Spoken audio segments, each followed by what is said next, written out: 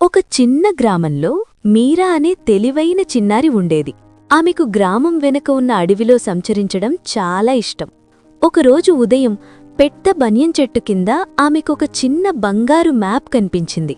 ఆ మ్యాప్ మెరిసే రాళ్ల కొండకి వెళ్లే రహస్య మార్గాన్ని చూపించింది.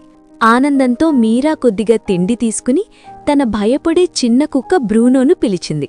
ఇద్దరూ మ్యాప్ చూపించిన దారిలో నడవడం మొదలుపెట్టారు. ఒక వణుకుతున్న కట్టెవంతెన దాటి పొడవైన గడ్డి మధ్యగా నడిచారు. అప్పుడు ఒక్కసారిగా చిన్న పక్షి ఏడుపు వినిపించింది.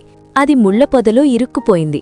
మీరా కాసేపు ఆగి నిధి తర్వాత చూసుకుందాం అని చెప్పింది. ఆమె జాగ్రత్తగా పక్షిని విడిపించింది. పక్షి ఆనందంగా ఎగిరి ముందుకు వెళ్లి వారికి సురక్షితమైన దారిని చూపించింది. చివరికి కొండపైకి చేరిన మీరాకు బంగారం కాకుండా రంగురంగుల మెరిసే రాళ్ళు మరియు అందమైన గ్రామదృశ్యం కనిపించాయి.